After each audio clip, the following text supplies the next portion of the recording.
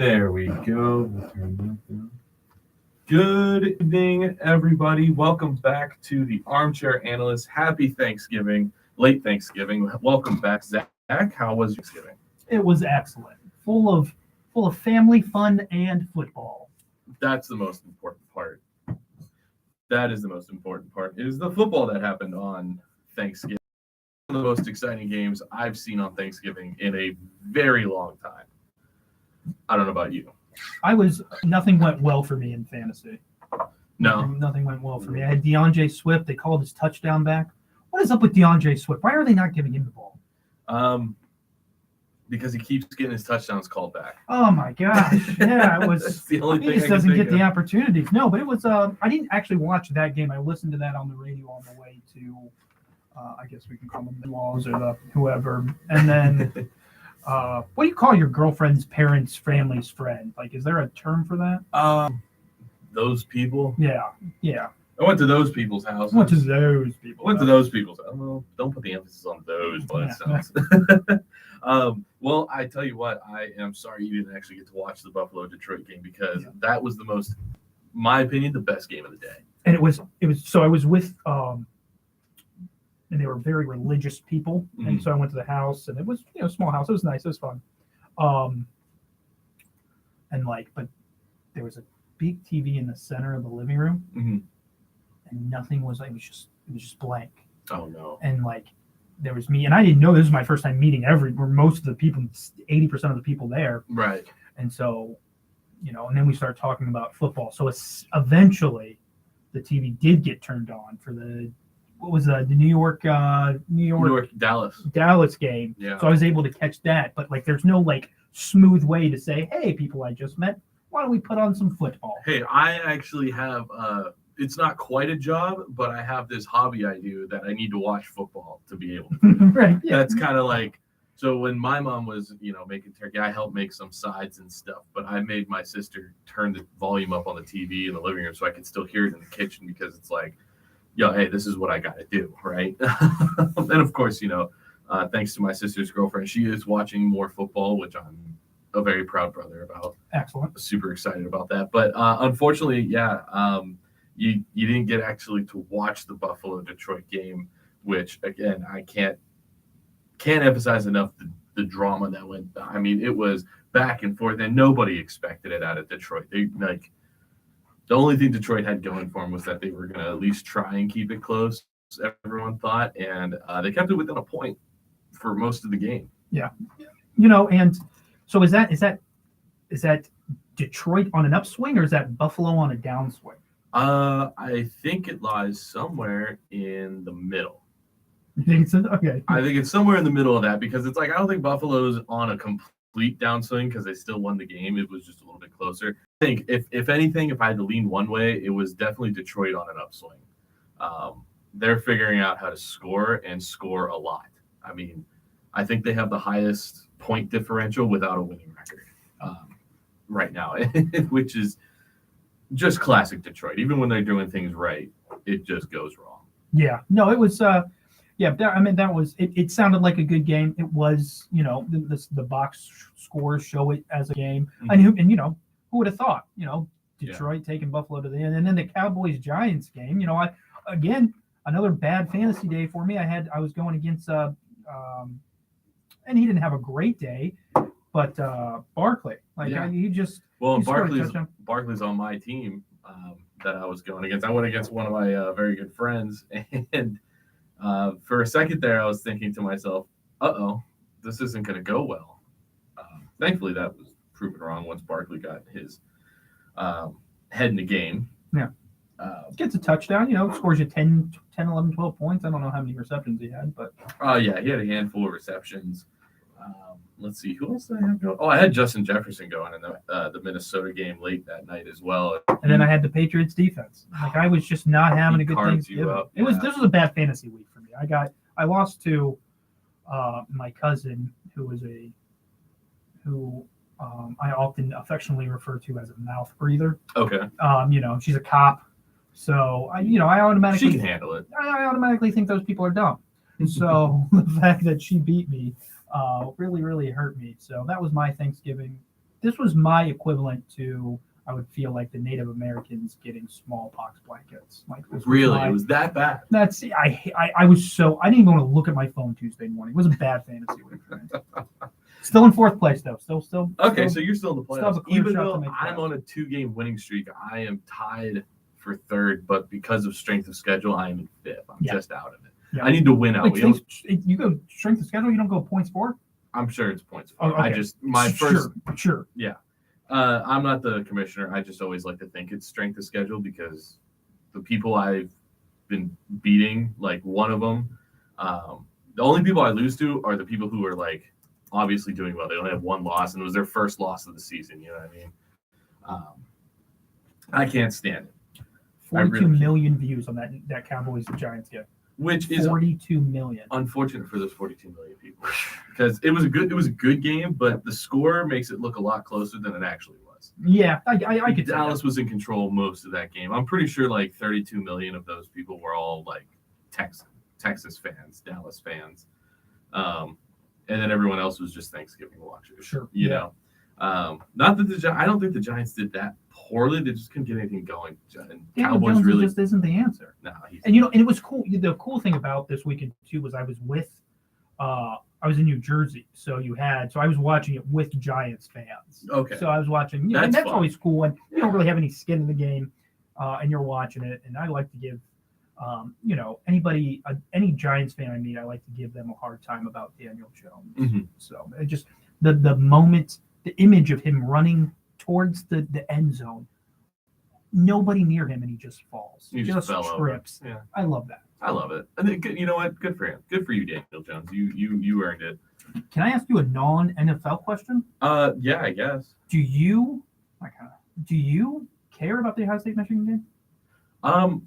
Only because it was something to watch on Saturday. Right. And that's pretty much it. I Do mean, you normally tune into it? Is it something like you? No, see, I used to date a girl who went to Ohio State, and I would care about it then, and it was usually just me being a little jerk and being like, "Go Michigan, yeah," you know.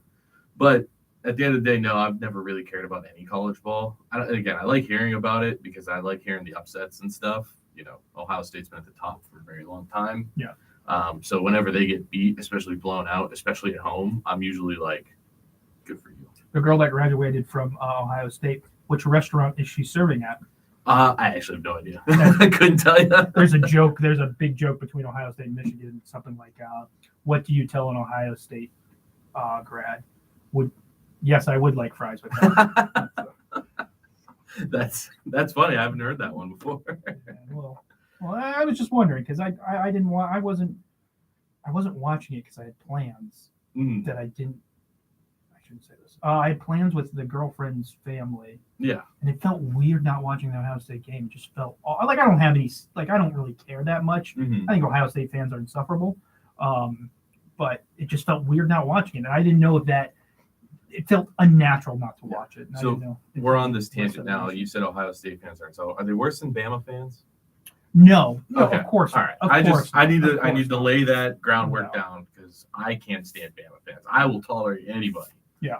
Almost except Bama fans. Yeah. I just can't get over I don't even know what Roll Tide means. Right. No idea what that means. Yeah, neither. There's no ocean in Alabama. Yeah. I don't know. Oh man! All right, they can spell roll. Let's get back to the actual good football here. Jets are back in the 7th seed, eh? Jets back in the 7th seed, and good on them. They've been fighting, internal battles with the quarterback stuff. And Mike White, man. Mike White, I think, is the answer for the rest of the season, at least until next week, and he throws 12 interceptions and whatever. But for right now, I'm going to get into the mindset of a Jets fan. We're going to the Super Bowl. Mike White's taking us to the Super Bowl, and he's going to be MVP of the league, and nothing he does is ever going to be wrong. He's going to take us. This is it. But in all seriousness, he looked good, and they blew out the Bears. Yeah, and Bears lose again, which is even better for the Steelers. Way better for the Steelers. Absolutely. Chase Claypool did have some big plays, though. He had two catches for 51 yards. So. Yeah, I don't think his first catch came until late in the second, maybe. Yeah, late and that's in the tough. first. Who was the Bears quarterback? Justin Fields. No, he was hurt. Oh, he was hurt. It was that's right. Trevor Siemian. Simeon. Trevor Simeon. Yes. I just read that. That was on purpose. But yeah, and he's horrible.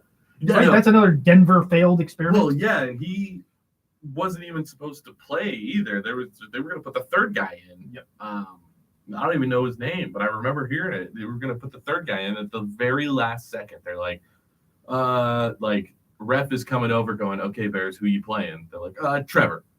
It was just a gut reaction. So yeah, he probably wasn't ready. He probably didn't get the practice he deserved moving up. That Baltimore loses to Jacksonville. Baltimore loses, which everyone's happy about. I mean, yes. Everyone's happy, and that was a fun game to watch too. Like the whole time, I'm sitting there rooting for the Jags just because, A, screw Baltimore, B, Trevor Lawrence deserves a break. Like that kid has had probably one of the worst starts to his NFL career, I think, ever. Yeah. Well, did you hear wasn't even his fault. The post press conference, and I forget who it was. I think it was an offensive lineman who said that very publicly that Trevor Lawrence's rookie year doesn't count because of Urban Meyer. Yeah. I mean, that's 100%. And he's not wrong. I mean, I don't. If you need another reason to, we're Urban coach Ohio State, right? Mm-hmm. If you need another reason to dislike Ohio State, just mention Urban Meyer's not a very good coach in front of them. Right. They'll lose their minds. But you go. I'll never forget the Urban Meyer era. Every other week he was doing something stupid. He kicked the punter. Right. Like he kicked the punter in the Right. leg, and it's like, dude, that's okay. First of all, that's a grown man. That's not just some student you get to boss around. No. Right. And then Exactly. he goes. They travel to Cincy. They lose in horrible fashion. And then instead of flying back home with his team to talk about the loss or whatever a head coach is supposed to do, he stays and goes to his bar in Cincinnati and gets caught flirting with a bunch of college students. Like, yeah, on video. Yeah. Are you kidding A me? married man like this guy. He's always been trouble. He's always been Yeah, trouble. but it's never been a big deal till you get to the big leagues. That Yeah. proves that to me that proves not enough people care about college football. They only care about that stuff when you get to the NFL. Sure. Yeah. Well, So- I think it's a lot more regional too. Like I'm sure everyone in Ohio knew what Urban was up to, Yeah. or didn't, and they just idolized the guy. Right. Well, look at Joe Paterno. I mean, that guy was celebrated for a long, long time, and I think it's fair. Are you a Penn State fan? I was just because regionally they're about as close as I can get. I think it's fair to call Penn State a cult. I think it is. I think I think there's a lot of correlation. I don't think. Show me a college that isn't a cult, though. I don't. Is Duquesne a cult? I don't think so. Not yet. We're not allowed to say it on here. Yeah, right. Yeah, right. I mean, show me like a Big Ten SEC school that isn't a cult, especially when it comes to their football Sure, teams. for sure. Yeah, that's the whole cult culture. Though I guess the argument can be made with fandoms in the NFL as well, though they're not as region locked typically. Like I went to school with Vikings fans and Erie and Miami fans. I'm like, guys, what are you doing? They're not even close. You'll never go to one of their games unless they come here and face my team. On the other side of the AFC North, the Browns beat Tom Brady's Tampa Bay the Tom Brady Buccaneers. The Tom Brady Buccaneers, the TB Bucks, lose another one, but guess what? They're still in first place in the division. They're still going to the playoffs with a minus record. I mean, yeah, that division is everyone's Awful. trying to lose it. Yeah. And this is what bothers me the most about the NFL is just that, you're a division leader. Here's your playoff spot. Like, the Cowboys are going to be a wild card, or whoever loses, like whoever comes in second place in the NFC East, and the NFC East had the same problem in previous years. Whoever comes in second place in that division is going to have a better record than a fourth seed. Sure. Like the seventh seed has a potential to get a better record than the fourth seed. It is. What was it Pete Carroll's first year? They were the Saints that were like, I forget what they were. They were. Oh, that's a long time ago. But they were the wild card, but they had a good record. Mhm. And the Seattle Seahawks hosted a playoff game with a 7-9 record. Yeah. And I think that was the first. That was Beastquake. I think Mhm. that was the Beastquake game. But yeah, it's definitely a flawed system. I do like the romanticism of the divisions. I do think I really don't want to lose because there's so much at stake in the divisions, and I feel like if that's the case, a lot of teams are never out of it. Because if you go just by records, some of these teams' seasons will be over very quick. I think it adds a dynamic. And I understand it, but I'm also like, I don't think they should host the game. I think the team with the better record needs to host because Sure. Tampa Bay is going to host a game. You can make that argument. Yeah, it can end tomorrow, and they'll be 5-6, hosting a playoff game, hosting the Dallas Cowboys that are 8-3, completely steamrolling everybody. But home field advantage matters. Yep, absolutely. Especially in the playoffs. Especially in the playoffs, because you only get one shot. Yep, climate and weather and all that plays a factor. Exactly. So one crappy weather day, Dallas plays in a dome more times than not. They close the ceiling up. You know who looked fire? And I say this without watching the game. Who? Miami. Yes. They're sitting 2-up. Who's also on my fantasy team in the third quarter. When do you see that in the NFL? Like we're talking early third quarter. Early third quarter. Though it almost bit them. And the score may not 100% reflect this, but there was a couple drives. Yeah. There was a talk about halfway through the fourth quarter that Tua is going to have to come back into the game because the Houston Texans aren't going away.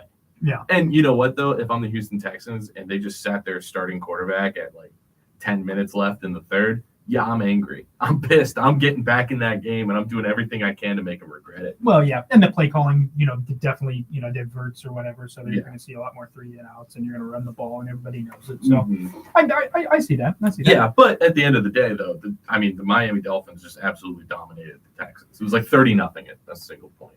And then Bengals. That's the one that hurts the most. I sat Sama J. Perine for DeAndre Swift. He had a big game. He had almost 100 yards in receiving and rushing. And I really thought Tennessee was going to pull that out. My mindset, my thought process, because I bet money on that game, and I bet the whole $5. Oh yeah. But that's big money. I thought Tennessee. I think Cincinnati was 1-point favorites, and Cincinnati's beat up, right? You have your two big playmakers on the sideline, and Tennessee. So that kind of evens the playing field a little bit. And I thought, okay, Tennessee has the better coach. Vrabel's a much better coach than Zach Taylor. So I thought, my thought process was Tennessee Titans control the ball, don't give it to Burrow. Yep. Do a really good, make them run the ball. Yep. And I just, he's a gamer, man. Yeah. You can't count out Joe Burrow. You can't count him out. And you know what, though? It came down ultimately to a mental error. Tennessee would have had another chance at the ball. Cincinnati was kicking the field goal, was going to make it because McPherson doesn't miss, right? At least that we know of. Except for week 1 against the Steelers. Well, yeah, that's the only time. And that's the only time he's allowed to miss because otherwise he's on my fantasy team. So McPherson's going to make the field goal, and at least Tennessee's going to get the ball back, get one more drive to get down the field. They used all their timeouts to keep them at a field goal. And one of the most basic things every defensive lineman is taught since Pee Wee football is you don't run into the center on a field goal. And 2 defensive linemen hit the center at the top of his head as he's trying to long snap the ball. And they'll call it every time. Yeah. Every single time. Vrabel, you could see the smoke coming out of his ears. He's the better coach. His team let him down. His team let him down. That is the worst mental error I think I've seen in the final moments. And then they get the first down and you think, okay, well, they're going to score and, whatever. No, they just sit there and kneel it because Tennessee's out of timeouts. And it's over. It's over. So disappointing finish for what otherwise would have been an amazing game. Yeah. And I think to round it up, I meant the 49ers. Mm-hmm. Is it up for discussion? They're going to win the West, right? And they look the best. They have the most complete team. Well, and you know what? Before Sunday, I would have told you the only team that could have caught them was Seattle. And they just lost to the Raiders. So, in a shootout, In a shootout. It was entertaining. It was fun. Overtime shootout. But you can't lose to the Raiders. Right. You can't lose to the Raiders might be on the upswing, though. They have that firepower. I really hope they are, but as of right now, all I'm saying is you can't lose to the Raiders. If you want to win your division, you can't lose to the Raiders. Well, the Steelers are going to. The Steelers are going to lose on Christmas Eve. Oh, no, I think that's a game they win. If history is any precedent, yes, it is. Well, they like to play down. Yeah, we all know this, but I also, the history's there. Raiders, Steelers, a lot of AFC battles back. That is going to be the 50th anniversary of the Immaculate Reception. I know. I want to go to that game. We're making plans to go to that game. If we can make it happen. Yes. All right. Yes. That will be our plan. All right, Sir Timothy. That sounds good to me, dude. I want to make it to that game, mostly because my dad's best friend, who I've grown up with as well. He's a Raiders fan. My best friend in high school is a Raiders fan. Aw. Unfortunately, we can't coordinate all of us Sure. to go because it's Christmas Eve. I mean, Right. It's People easy with their stupid families. Right. It's easy for me because all I need to do is after the game, drive 2 hours north and go home for Christmas. You know what I mean? You, it's even easier. You're here. Yeah. Absolutely. Does anybody care about the Rams? The Rams gave up, right? They're done. They don't care. They're just Rams are kind just of existing a little bit. Matt Stafford's out for a while. I mean, defending Super Bowl champs sitting at 3-8, not exactly where you want to be. Everyone hopes for a repeat. These guys are going to be lucky to have a positive. I don't even think they can have. I think they're one game away from mathematically not being able to have a positive winning record. Yeah. I think once you get 9 losses, that's it. You can have 8 and 9. Yeah, you can have 9 wins, 8 losses. Yeah. Sorry for coming back, Aaron Donald. Sorry about that. Collect that paycheck. I saw an interesting thing though. Speaking of the Chiefs, before we move on, I saw a little chart that said complaints about officiating based on fan tweets. Yeah, I saw that. The Chiefs were number 1 by a long percentage, and I'm sitting here like, but you guys are winning. Like you guys are a winning team for at least the last 4 years. Yeah, since at least Andy. I mean, maybe not dominant, but maybe not as dominant, but Andy Reid. Yeah, winning especially since Patrick Mahomes. Yeah, even more so. Yeah, absolutely. So what are you complaining about? Right. If God forbid a Chiefs fan ever listens to this, please tell me, what are you complaining about? What did you think that was going to be? Because I thought it was going to be like Steelers fans like to complain a little bit about. Sure. I think at least I know I do. Raiders fans, okay, because the NFL hates them. Sure. And there's probably some legitimacy there. And I was gonna give it to New England just because during the entire Tom Brady thing, they're like they don't treat him any different and blah blah blah. They hate Tom Brady. Like I thought for sure it was gonna be the Browns. Really? Every time I get on social media, there's somebody. Oh my gosh, they're the reps. And I assure you, and I'm sure this kind of stuff happens in the NFL. Mm-hmm. Nobody's high brass cares about the Browns. They're not making decisions against. Why would they care about a mid-market team? It just doesn't. You know who we should screw over today?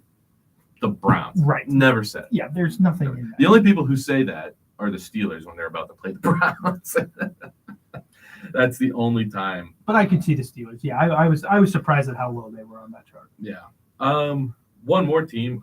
Do we care about the Packers anymore? No. You want to rescind your? You want to rescind that Minnesota loses second round playoffs? Christian Watson sat on my bench, so that was another good. I hated this week in fantasy. Yeah. Well, you kind of. I mean, they're close in games and stuff like that, and I think my heart is going to move from Green Bay to a Tagovailoa. To a Tonga Areola. Yeah, Tonga. I just they're done. Aaron Rodgers did say on the Pat McAfee show that he's coming back or whatever. Yeah, good for him, dude. You have a broken thumb and a tore oblique or something like that. Dude, you guys are losing. Just sit out. Let Jordan Love get some reps because he's going to replace you in at least 3 years. Yep. I think that's how long Green Bay has him for. It's 3 more years, and that's it. We'll see how that cookie crumbles. But and Philadelphia again looks dominant. Oh my God, Jalen. He does run a lot, which you do get worried that he's going to get hurt. But he's still so young in that first contract, trying to get it. Yeah, he's trying to prove. He reminds me of Lamar Jackson. Sure. He reminds me of year 1 Lamar Jackson, just out there putting everything on the line to prove that he's worth being paid. And unfortunately for Lamar, he still has to prove himself. Did you see that tweet that Lamar Jackson put out? Uh-huh. Oh, it says a bunch of bad words on it. So I have but it's so funny. So he was imagine your franchise quarterback. Mm-hmm. And I'll clean this up for the show, obviously, because I don't want my. We are in a Catholic institution. We are in a Catholic, but it's boy, and I'll try to read this as best I can. Boy, STFU, y'all be capping too much on this app. The letters MF, never smelt a football field, never did, and then another word for poop, but eat male genitalia. So imagine your franchise quarterback. Who was that too? Who was that? A random person on Twitter who said that it should. If you're wanting I think the initial, and I'm paraphrasing, but not so much. The initial tweet was, "Hey, your for $230 million, games shouldn't rely on Justin Tucker. I Which is a valid point. Okay, yeah. Valid point. I mean, that's not how football works, but that's fair criticism. And to come back as your franchise player who you were about to break the bank for does that on social media and just completely stoops to the level of responding to a troll. And, okay, now, are we sure that's the real Lamar Jackson? It is confirmed. Yes, okay. Absolutely. It wasn't just some kid who paid $8 to get the paycheck. It was LJ_era8. Wow, so, that is, as far as I've known Twitter, that's been his handle. So yeah, you don't want your franchise quarterback stooping to that level, and you really don't want, because the way that it was that I really like is like the quarterback is kind of the CEO, right? He's like the guy that the face of it, like that takes care of everything. Like if the linebacker tweets that, nobody really cares. Yeah, but that just doesn't happen from a quarterback. And I hope the AFC North may shape up to be a very, very mediocre but expensive Deshaun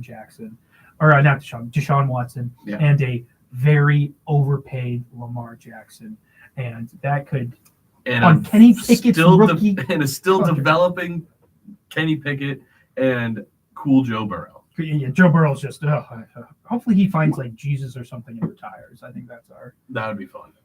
That would be fun. So actually, that brings me to the next thing I wanted to ask you. Do you even care that Deshaun Watson's coming back?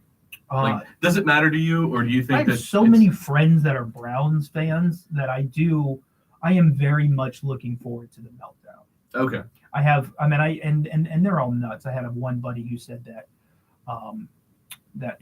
they should keep Jacoby Brissett in there, and we were trying to tell him, like, you're not investing multiple first-round picks and $230 hard dollars in a player and letting him sit. Just not going to happen. No. You're not going to go through all that scrutiny and all of the legal backwash it took to get him, only suspended for 12 games right. to have him sit on the. It's just not 24 settlements and more accusations and all the red tape and hoops and everything to get him on the field. The Browns would probably be the dumbest people in the world if he sat a single game. Sure, absolutely. From this point forward, of course. Though I don't think it's going to help them. I think we're looking at another Russell Wilson situation. Like we mentioned before the break, I think we're looking at another Russell Wilson situation. Well, and I think there's more information that says that, because he struggles in cold weather. I mean, that was apparent as the time in Texans. He quit on the Texans before all of this. Yeah, like right.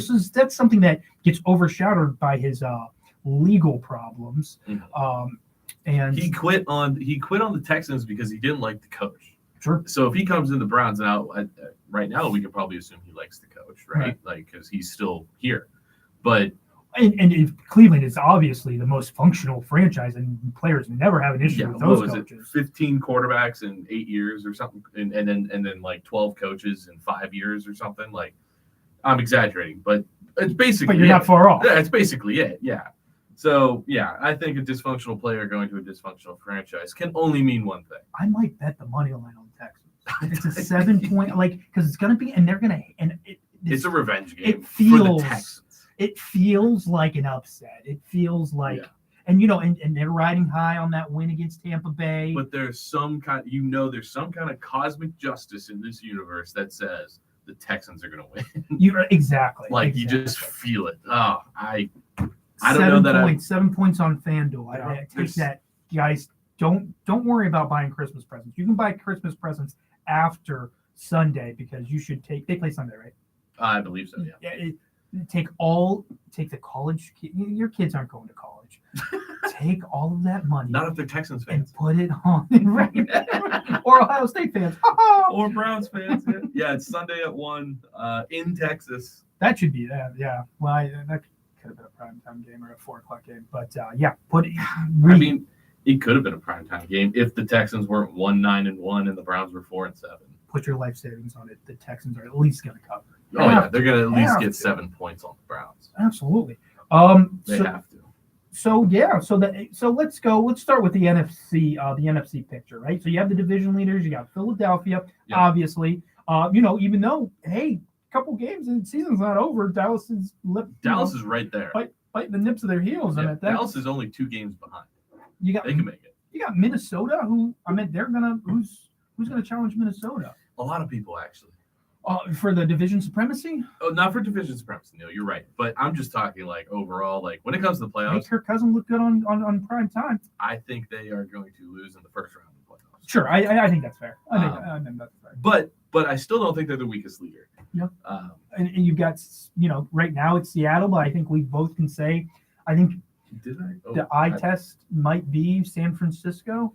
Yeah, the eye test is definitely San Francisco because I forgot to change it on our notes. It is San Francisco right now. What's the record? What's the difference? 7-4, 6-5. Okay, so one game up. They're and I think San Francisco in there, and they're going to get hot. I mean, they're looking to get. They're getting hot right now. They're doing the running back by committee again. Jimmy Garoppolo has never looked better. It is Jimmy in now, right? Yep. Yeah. Jimmy G's in. The most handsome quarterback in the league. Absolutely gorgeous. And he's never looked better on the field, I should say. He always has never looked better. They're leading the NFC West right now, and then Tampa Bay comes limping in, leading the NFC South as I believe the weakest leader, because I'm a big records guy. Like I feel like your record reflects who you are as a team, not your opponents, not anything else, just your record, and they look awful. Though Tom has looked better now that the divorce is over and he's doing his own thing, and a lot of the distractions have been starting to get cleaned up. Though falling to the Browns like that has got to sting, because the AFC North used to be Tom's favorite punching bag when he was in New England. Oh, absolutely. And you know what? Some of those Ravens-Patriots games, some of those were battles. It seems like the Patriots could at least hold their own when it comes to the Tom Brady dominance of the AFC, but I see that. And so I guess, who sneaks into the playoff? I mean, and then obviously you have the Buccaneers pulling up the rear. They're tied right now. Yeah. They're not tied, but they have the same amount of wins as the Falcons. So as of right now, we're looking at those 4 division leaders. Yeah, obviously Cowboys, Eagles, that's going to be one of those are most likely going to be in. It's going to be raw. It's going to be awesome. And then the Washington, they might come up. They're looking tight. They're looking strong. Yeah, they look great. Taylor Heineke is an awesome underrated quarterback. He is truly an underrated quarterback. He's got scary Terry McLaurin streaking down the field. Oh, my fantasy. Who was their defensive guy? Was that Chase Young? Yep. Yeah, Chase Young there. And he's had some injuries this season. He's been but when he's healthy, man, he can go. And Ron Rivera he's a defensive coach. Ron Rivera is a great coach. Yep. If it weren't for and we've said it a million times, I'm just going to beat the dead horse. If it weren't for like the leadership of Washington, they'd be a great team. Right. Yeah. The only thing holding them back is their own ownership and presidents and all that kind of stuff. But as of right now, so we had this exact same scenario a couple weeks ago in the AFC, but now it's official in the NFC. Right now, all 4 NFC East teams are in the playoffs. Sure. Yeah. No. It's the division leaders and then the 3 wild cards: Dallas, New York, and Washington in that order. I think that's where it comes from. I think the wild card comes from the NFC East. I mean, I know they have to play each other. I know they have some tough matchups coming up on the in division games. Excuse me, but oh my gosh, gross. They are. Yeah, I think it comes out of the East. The wild card comes out of the East. It absolutely does. The only team I think that could upset one of those. Now, again, I talked to my dad about this over Thanksgiving break, and he said, like, just statistically, mathematically, and just by chance, it is very hard to get an entire division. It used to be impossible, but now that they've added the 7th seed, it is very difficult to get an entire division into the playoffs. So there's a lot of possibility that this is going to change. The one team that's in the 8th seed right now is Seattle at 6-5. Wild card starts at 7-5. Atlanta behind them at 5-7, and then Detroit bringing up the 10th seed at 4-7. Sure. How crazy would it be if Detroit just goes on a run? I don't think it's going to happen, but how crazy would that be? That would be crazy. That would be and I don't think there's a fan base that deserves it more. That would be a cool story for that. Detroit fans are loyal beyond loyal. Yeah, the pride. And then let's go to the AFC. I mean, the AFC kind of is in the same kind of, kind of the dominant players. Kansas City is probably, in my opinion, the best team in the NFL right now. They're playing the best. Mm-hmm. You've got Cincinnati, I think, again. I know Baltimore is up there with them, but Baltimore, I think Bengals look the best in the North. Titans are run away with it. And then you've got the AFC East again, where you've got, Dolphins are the number 1 in that East, but you got the Bills who who are right there.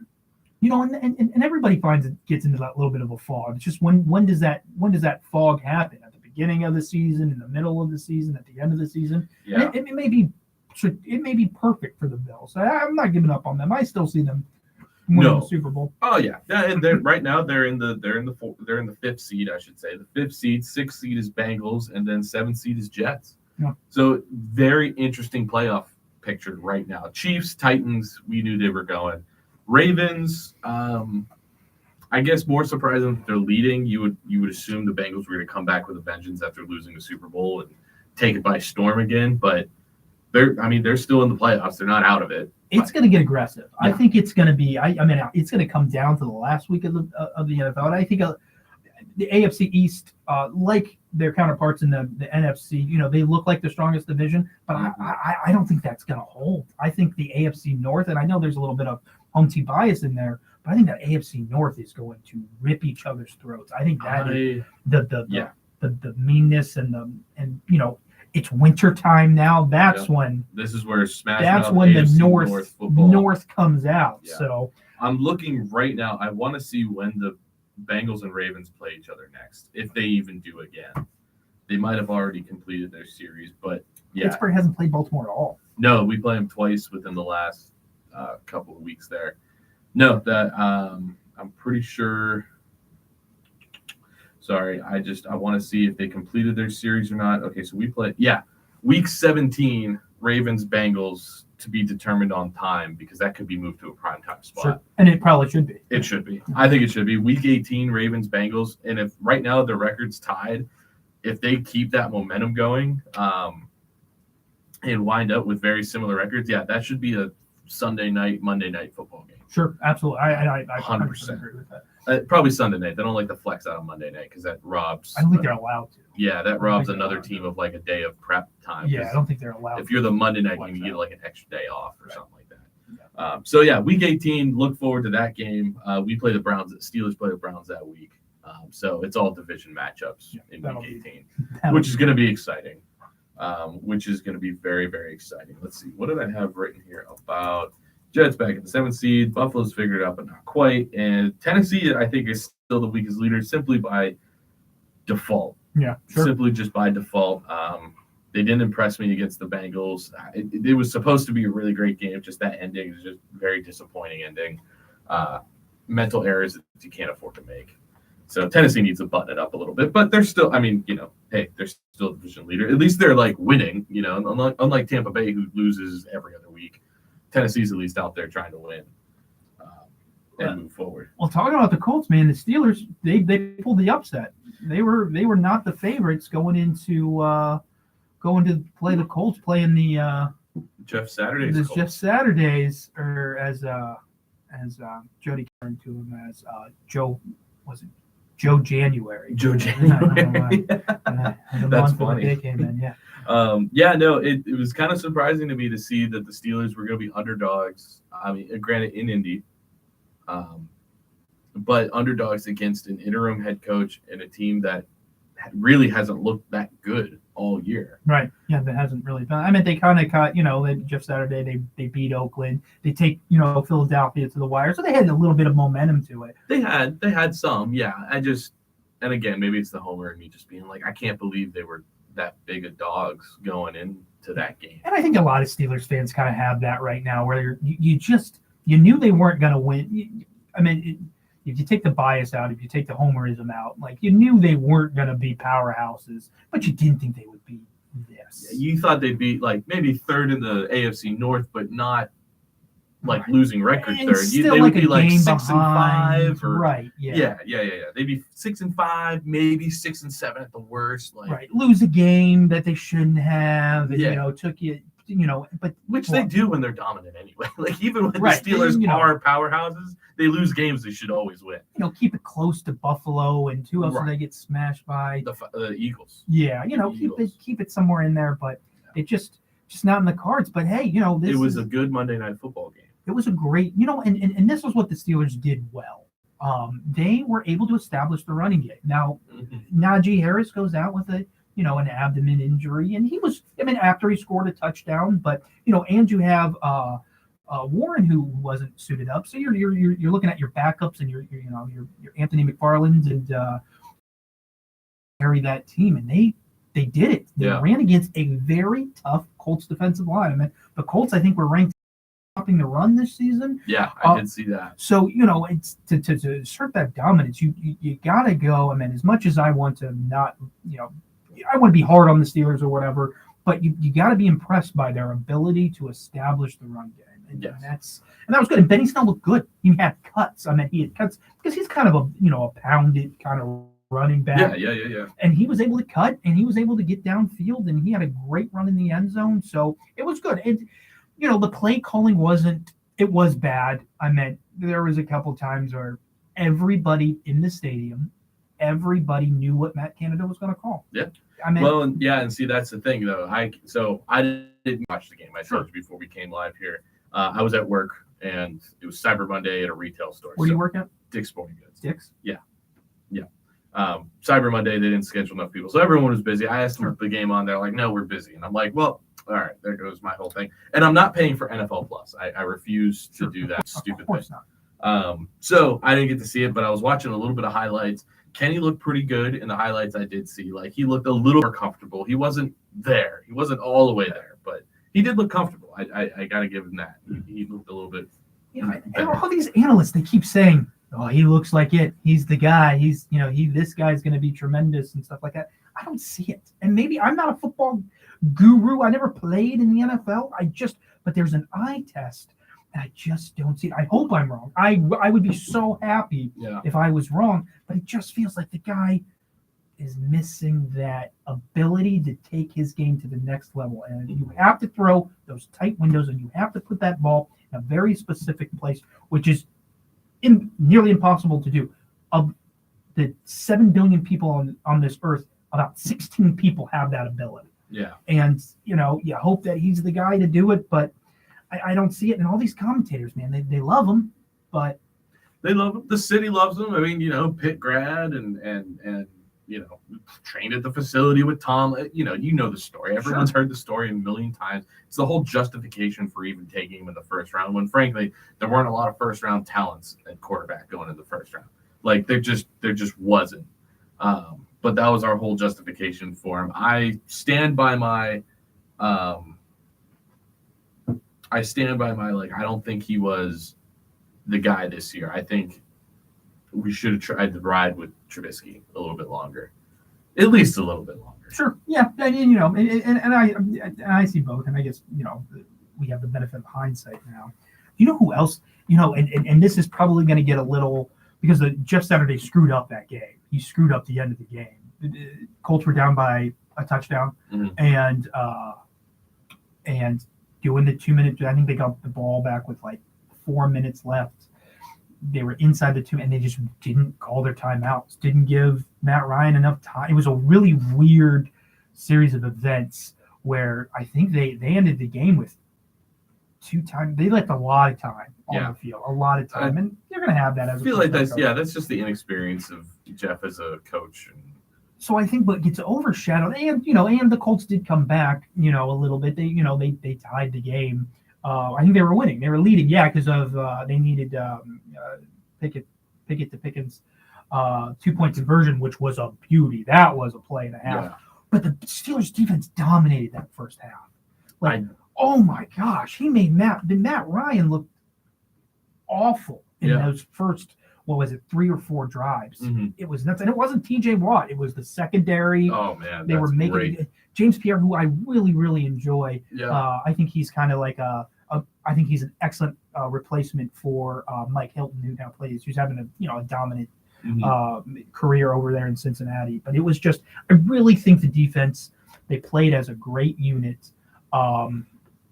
And they made the most of their opportunities. Yeah, you don't want to see him give up those passes, and they did kind of, they switched to this really weird zone, and Ryan was eating that up a little bit. You'd like to see him play a little bit more man up, especially towards the line of scrimmage. But I know they had, Jonathan Taylor, and they were worried about that, and they limited Taylor's. Yeah. Well, that's good. That's good to hear. Yeah, of course, now I don't watch and they win, which means I'm never allowed to watch a game. Right. Like, the superstitious Steeler fan in me is like, okay, now I'm not allowed to watch a game for the rest of the season. Because if I don't watch any more games, they'll win. They'll win as long as I don't look. As long as I'm not looking, they'll win. Which is going to be hard because they play at 1:00 on Sunday at Atlanta. And I watch NFL Red Zone, so hopefully they'll be showing a lot of the Steelers on Red Zone.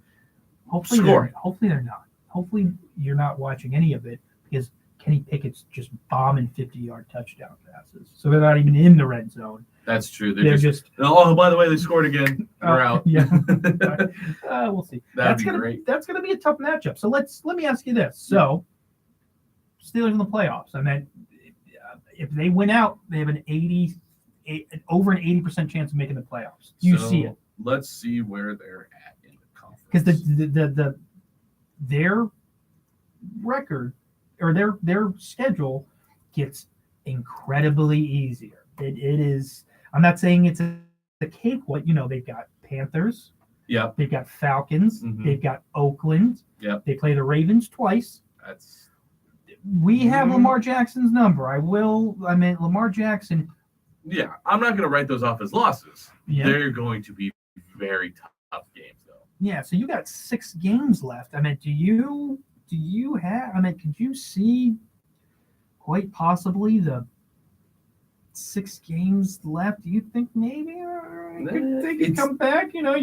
It's 10-7 makes the playoffs and get you in the wild card. 10-7 maybe, but you also have to look at the teams that are still 8-3, 7-4. I mean, so right now the Steelers are 14th in the AFC out of 16. Out of 16. They are tied with, let's see, 1, 2, 3. Whoops. Ah, crap. I lost it. Here it is. 1, 2, 3, 4 teams are 4-7. That's the Jags, the Raiders, the Browns, and the Steelers. The Colts are 4-7-1, so they're a half a game ahead. And then the next team is the Chargers is 6-5. Yeah. So yeah, the Steelers might have a little bit of an easier schedule than the rest of those teams. Like, we'll probably jump ahead of the rest of the 4-7 teams, almost of that. But breaking that threshold through the Chargers, through the Patriots we just need to get past the Jets. That 7th seed is right there where the Jets are. So I think breaking through the Chargers, the Patriots, and the Jets is going to be the real challenge. I don't think it's going to happen. My heart to hearts tells me they're going to drop at least one more game. I think they're going to drop more than one more game. Yeah, I think both those Ravens. I mean, look. I don't want to sit here and say they're. And Oakland. I think those are going to be. It's 50th anniversary of the Immaculate Reception. I hope you're right. It's going to be in Oakland's head all day. I hope you're right. Or Vegas's head. Oh my God. Oh yeah. Yeah. Whatever. Oh my gosh. Pick a city. Yeah. Pick a city and stay there. The weak franchises. Weak franchises moving around. All right. Well, hey, we talked a little bit about Week 13 for what the Steelers looks like. What's the rest of the league up to? We touched about what I'm going to be tuned into. Like, I'm going to be definitely taking notes on is that Browns Texan games that just entices me just because of the storylines, and I hate Deshaun Watson. I hate Cleveland. So I'm definitely going to be keying up on that. Chicago Bears, obviously. Need them to lose. They're neck and neck. The Chicago and for most wins of all time in the NFL. I think the Packers had the opportunity to pass the Bears, and they just haven't done it yet. Mm-hmm. Everybody thought that was going to be Week 5 of this season, but the Bears are still holding on there. So that'll be an interesting one. I think it will be. I think that'll be fun. Chicago is Green Bay's favorite punching bag next to Detroit, but Chicago always gives Green Bay a fight. I mean, like, there is nothing saying that the Bears aren't going to come out and smack Aaron Rodgers in his mouth. You know what I mean? Sure. Like, they have every possibility. He's already hurt. He's going to play. Like, he announced out loud he's going to play hurt.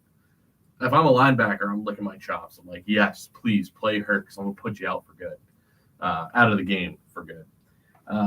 Let's see. What else is... You've got some clearing up the playoff picture here. You've got the Giants Commanders, which I think is going to have, the Giants are kind of on a downswing. The Commanders are kind of in an upswing. Mm-hmm. I think that's got some playoff implications there. It absolutely would, because if I'm in the NFC, the last place I want to be is the 7th seed, because the NFC is way more competitive than the AFC this year. Oh my gosh. Last place I want to be is 7th seed, because at any given week, your spot is taken, and all of a sudden you're 8th. It'd be a fun matchup for playoff supremacy. Let's see. Jets gotta keep it. Gotta get a win. If New England. They'll keep the seventh. Sorry, they'll keep the seventh seed if New England loses, or if the Jets at least tie Minnesota. Yeah. They'll stay a game ahead. And New England, they finally have their bye week this week. So. Late game buys. Carolina does too. Oh yeah. So that'll be interesting to see how that AFC East shapes out too, because it's staying in that same division. You got the division leader, Dolphins at 49ers. So and that's his old coach, Mike McDaniel's, going back to the 49ers. I think that'll be a good game to watch. This is just me being a hype machine, over dramatic, wishful thinker. Mm-hmm. Miami, San Francisco. That's a Super Bowl preview. Yeah, I mean, and that's a Super Bowl preview. There is some definitely some credence to that argument. I could definitely see that. Yeah.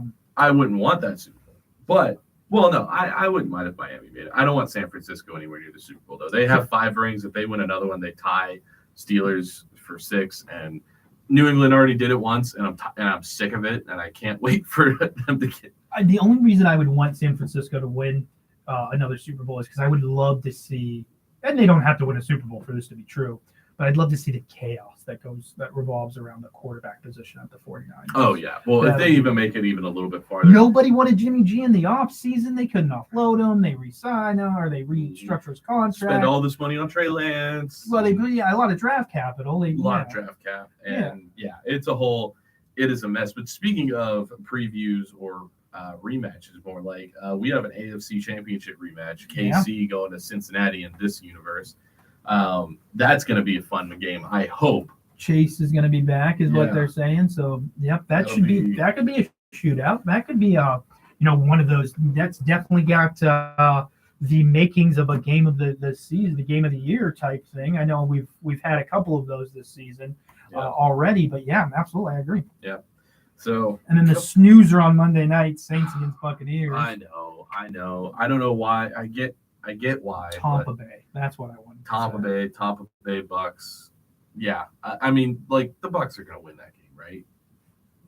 Yeah. Right. I mean, the Saints are nobodies this year. Yeah, but the Saints do they have that division. You throw the records out the window, and so let's preview, the Atlanta Steelers game. And that's, you've got a mobile quarterback. Mm-hmm. Atlanta's been pulling out wins out of nowhere. Yeah. Who knows? That Mariota kid is something else. Yeah, he's not really good. I mean, that's a way to describe him. He's not a great quarterback, but I would say he's a good quarterback. He's just not a great quarterback.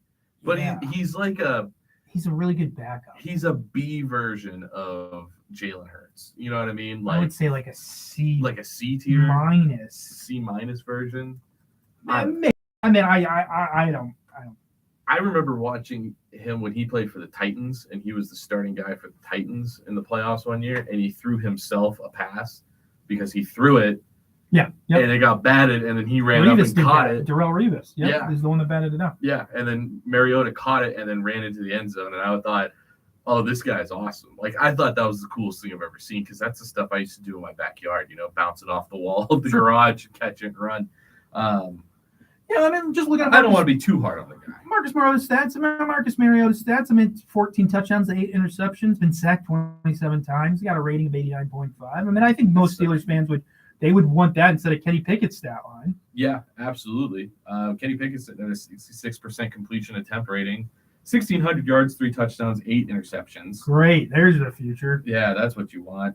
Marcus Mariota, though, 62% completion percentage, but 3 touchdowns, 8 interceptions. Yeah. They both have equal in interceptions. He just has 11 more touchdowns than Pickett. Yeah. Plus, and then Mariota's got 421 rushing yards, and I think 4 touchdowns on top of 4 rushing touchdowns. So 18 total touchdowns, the 8 interceptions. I take that. Maybe you know what? I amend my grade. I went back, looked at his paper, looked at his thesis again, and I'll give him a B. He's the B version of Lamar Jackson or Jalen Hurts. He runs the ball, he can throw the ball, but he can't do both as well as either of those guys. But one guy who can run the ball for Atlanta is Cordell Patterson. Yeah. That dude's dangerous. 6 yards and 5 touchdowns. One of those coming on a kick return. He has the record for most kick return touchdowns. And you would think it was that, what was the guy on the Bears team that had, he has like 11 punt and kick returns. But Cordell Patterson has the most kick returns for touchdowns. And very important distinction. So even if the Steelers score, if they're kicking anywhere near Cordell Patterson, they've already screwed up. This guy can take it to the house 110 yards on any given side. And the Steelers, and Mike Thomas said in his press conference, they gave up. He was very upset with the play of the special teams, Mm-hmm. I think. And so you have an electric, and the Colts don't have anybody, crazy on there. But absolutely. I think the saving grace, however, is Atlanta. They rank in the bottom. I think they're 28th maybe in total defense. Mm-hmm. They're giving up a ton of points. They're giving up 290, which I think is one of the highest in the league thus far. And and you're right. I don't want to interrupt you, but they're the 32nd ranked defense. Oh wow! Out of 32. Oh really? Wow! They're 32 for 32. They're the 31st passing, the 31st in passing. But the second in rushing. Sure. And that's all thanks to Cordell and the other guy. Algier, I think is his name. Algier. Giving up 370 yards a game. Yeah, it's not good. That's not good. I will say, don't they still have is Kyle Pitts hurt? Did he get their tight end, Pitts? Yeah. No, I remember feel like he's not hurt and he's in, right? Because he's not on the receiving leaders. So they're not throwing to him. Yeah. But Pat Freiermuth is our tight end, and he is our receiving leader. Because Kenny loves his drop downs. Pitts just had knee surgery. He's out for the rest of the season. Oh, okay. Well, that explains why I haven't been seeing him a lot lately. I don't pay attention to the Falcons.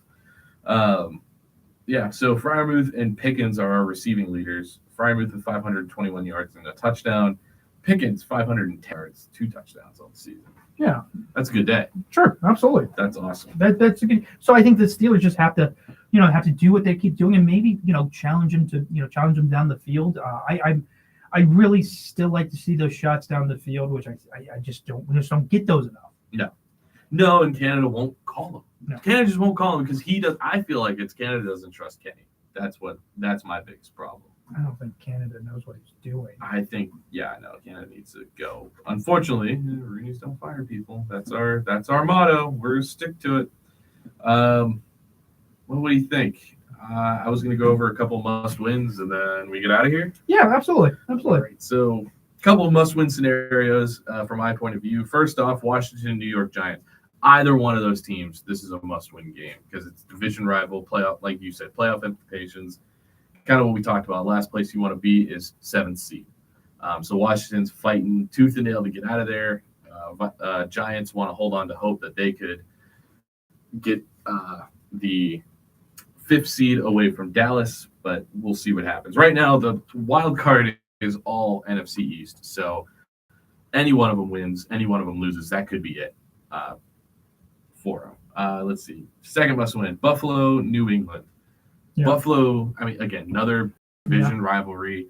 New England needs the win to get back into solid playoff contention. Sure. Because right now, behind the Jets, Buffalo needs it to hang on and potentially take back first place and get that home field advantage away from Miami. Partly Kansas City. Most importantly, trying to get that home field away from in that first round bye again away from Kansas City. So Buffalo needs all the wins they could possibly get. Absolutely. New York Jets, Minnesota. Jets need the win to hang on to the 7th seed. Minnesota needs the win to be taken seriously again. Mm-hmm. Again, I feel like that's the biggest thing. Minnesota's sitting 9-2, and I don't think anybody believes that they deserve to be 9-2 right now. Sure. A lot of one-score games, a lot of almost losses to not very good teams. Sure. Given all the talent that is on the Vikings and seeing how they play Thanksgiving, again, the score made it look a lot closer than it really was. Minnesota needs a win to be legitimate again, I think. And that's pretty much it. Tampa Bay needs a win because they're division leader. It's about time they act like it. And Deshaun Watson needs a win. So we'll see what He happens. got enough wins this offseason. Yeah, he's fine. Avoiding jail times a win. Avoiding 24 elections. Yeah, that's enough wins for you. But personally, he's going to come in with a vengeance. But so are the Texans. So let's hope the Texans do it. Absolutely. All right, everyone. Well, hey, thanks for coming back and joining us. Sorry if our energy was a little off. This is our first time in like 2 weeks doing this. Yeah, So we're good. yeah, we're back, and we'll see you here next week in the chair. Next week. Oh, and I'm gonna have news next week. Oh, Yeah. All right. Yeah. that was Clear. fun. Oops, sorry, I'm moving it. Oh shit.